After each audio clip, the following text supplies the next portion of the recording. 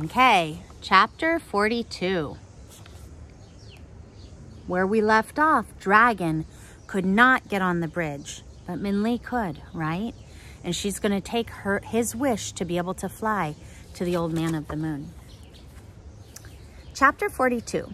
The sky around Min-Li was quiet as she walked on the red rope bridge. The only sounds she heard were those of her own breathing and the pounding of her heart in her chest. After the dragon and land had faded from view, Min-Li saw nothing except for the night around her. With such a limitless landscape, she could not tell how far she had walked or how much of the bridge she had left. It seemed never ending. She began to wonder if she had walked for hours or days. But slowly, so slowly, Min-Li almost didn't notice it. The darkness of the night lessened. With each step she took, the world around her became brighter.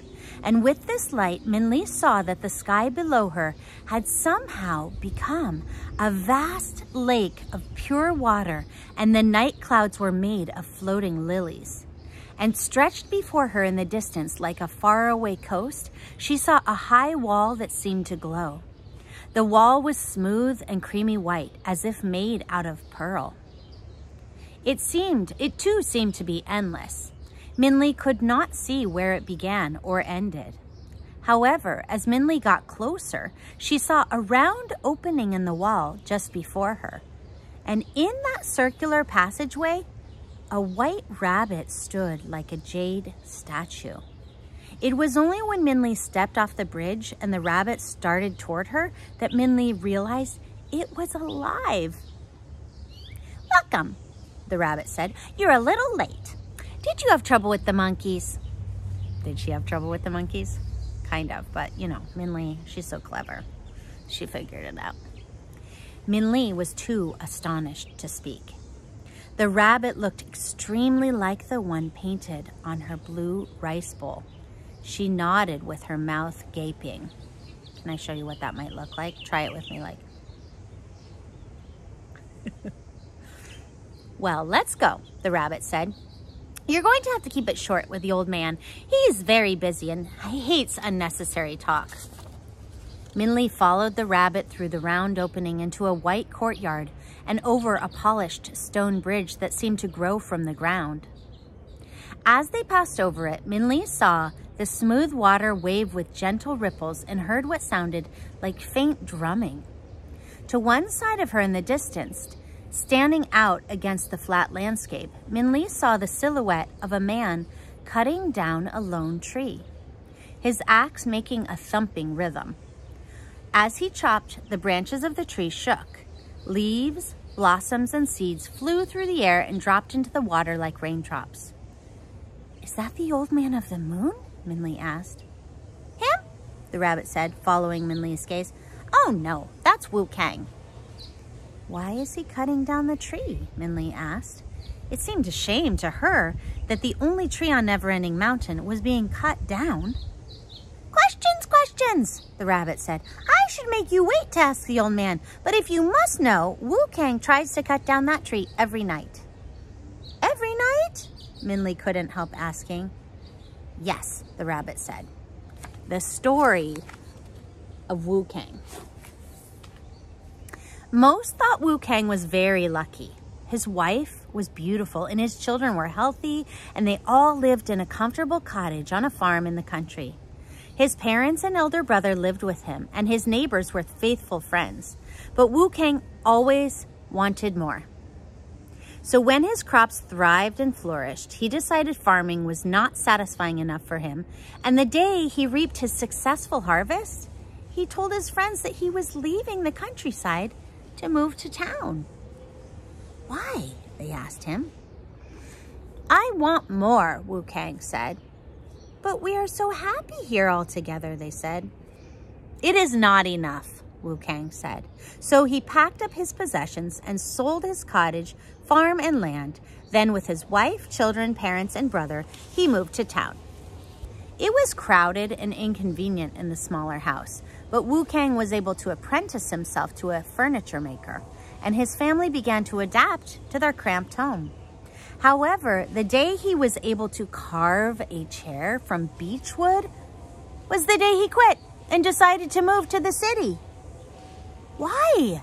His parents asked him. I want more, Wu Kang said. But we are happy here together, they said. It is not enough, Wu Kang said. So with his wife and children walking behind him, Wu Kang left his parents and brother behind and moved to the city to search for something more. Their new home was a small hut of earth squeezed between other tumble-down houses on a filthy street, far away from the tight, cozy house in town or the comfortable cottage on the farm. Nonetheless, his wife and children adjusted to life in the city while Wu Kang looked for satisfaction. But still, nothing was enough for him. After mastering the abacus, Wu Kang decided to quit the training to become a storekeeper. After learning how to hold a paintbrush, he stopped studying for a government position. Wu Kang always wanted more. Maybe you should try to become an immortal, his young son said to him. You couldn't want more than that. I think, Wu Kang said, perhaps you are right. So Wu Kang packed up a small bag and left his wife and his children to find an immortal to study under. His heartbroken wife pleaded with him as he stepped out the door. Don't leave, she said. Here we are together. It is not enough, Wu Kang said. Wu Kang searched and traveled long and far, and one night he found the Old Man of the Moon. At last, Wu Kang said, an immortal. Master, will you teach me? The Old Man of the Moon preferred to decline, but Wu Kang insisted and begged. So, with misgivings, the old man agreed and brought Wu Kang to Never-Ending Mountain. So the old man began to teach Wu Kang lessons, full of wonder that common men would marvel at. However, I bet you can guess about Wu Kang, can you? However, Wu Kang, true to his nature, was unmoved and aspired for more. When the old man showed him how to obtain red threads from his granddaughter, the goddess of weaving, traveling across the sea of stars on a bridge of night birds, Wu Kang watched and followed, but after 3 days, was discontent. Master, Wu Kang said, there must be something more you can teach me. So the old man taught Wu Kang how to tie the threads of destiny, sealing the knots with a shaft of light from the moon. Wu Kang studied and copied, but after 2 days he again grew restless. Master, Wu Kang said, I know you can teach me more. Hence, the old man took out the sacred Book of Fortune and began to teach Wu Kang how to read its text. But after 1 day, Wu Kang exclaimed, there must be more than this. With that, the old man clapped the book shut like this. Right? Yes, the old man agreed, there is. And without a word, the old man led Wu Kang to a barren area of Never-Ending Mountain. The old man, I want you to close your eyes and picture this part. The old man knocked the ground with his walking stick, and from the rock, a silver tree grew.